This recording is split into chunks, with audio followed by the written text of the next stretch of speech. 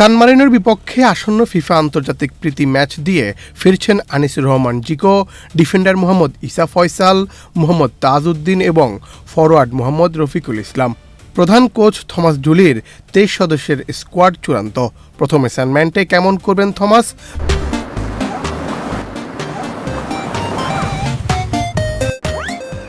পারবেন তো হামজা সামিদদের নিয়ে দারুণভাবে শুরু করতে? কোচ ইস্যুতে নানা কাণ্ডই ঘটে গেছে বাংলাদেশে, তবে শেষ পর্যন্ত থমাস জুলিতেই থেমেছে বাফুফে। নানা সমালোচনা তাকে নিয়েও, তবে সব একপাশে রেখে তপু মাহমুদুলদের নিয়ে ব্যস্ত সময় পার করেছেন অনুশীলনে। সবচাইতে লক্ষণীয় বিষয়, অনুশীলনে সবার আগে আসা খেলোয়াড়দের ভুল ধরিয়ে দেওয়া সহ তার সিরিয়াসনেস ছিল দেখার মতো। সব মিলিয়ে এখন অপেক্ষা রেজাল্টের। সান মারিনোর বিপক্ষে প্রথম অ্যাসাইনমেন্টে কেমন করে থমাস জুলির দল? ভালো করলে সেখানেই হতে পারে সমালোচনার সমাপ্তি। এই স্কোয়াডের সবচেয়ে উল্লেখযোগ্য হল গোলরক্ষক আনিসুর রহমান জিকোর প্রত্যাবর্তন। 2023 সালের সেপ্টেম্বরে আফগানিস্তানের বিপক্ষে প্রীতি ম্যাচে শেষবার মাঠে নামার পর দীর্ঘ 19 মাস পর আবারও জাতীয় দলে ফিরলেন তিনি। জিকোর সঙ্গে জাতীয় দলের চূড়ান্ত স্কোয়াডে আরও প্রত্যাবর্তন করেছেন ডিফেন্ডার মোহাম্মদ ইসা ফয়সাল, মোহাম্মদ তাজউদ্দিন এবং ফরোয়ার্ড মোহাম্মদ রফিকুল ইসলাম।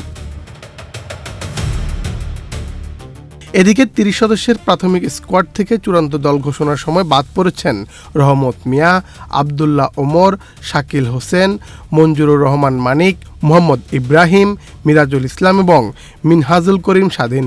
প্রধান কোচ এই দল নিয়ে সান মারিনোর বিপক্ষে একটি প্রতিদ্বন্দ্বিতাপূর্ণ ম্যাচের আশা করছেন। চলুন এক নজরে দেখিনি বাংলাদেশের স্কোয়াড। গোলকিপিংয়ে আছেন মিতুল মার্মা, মোহাম্মদ সুজন হোসেন এবং আনিসুর রহমান জিকো। ডিফেন্ডারদের তালিকায় আছেন তারিক কাজী, তপু বর্মন, জাহান আহমেদ, মোহাম্মদ শাকিল আহাদ তপু, বিশ্বনাথ ঘোষ, মোহাম্মদ সাদ উদ্দিন, মোহাম্মদ তাজ উদ্দিন এবং ইসা ফয়সাল। মিডফিল্ডে আছেন জামাল ভুঁইয়া, মোহাম্মদ সোহেল রানা, জুনিয়র সোহেল রানা, মোহাম্মদ হৃদয়, শেখ মোরসালিন, হামজা দেওয়ান চৌধুরী, সমিত সোম এবং সৈয়দ কাজেম শাহ। এবং ফরওয়ার্ডে আছেন ফাহমিদুল, মোহাম্মদ শাহরিয়ার ইমন, মোহাম্মদ ফয়সাল আহমেদ ফাহিম এবং রফিকুল ইসলাম। দর্শক, থমাস জুলি প্রথম অ্যাসাইনমেন্টে কেমন করবে জানাতে ভুলবেন না কমেন্ট বক্সে। মুন্না চন্দ্র দাস, বাংলাদেশ প্রতিদিন।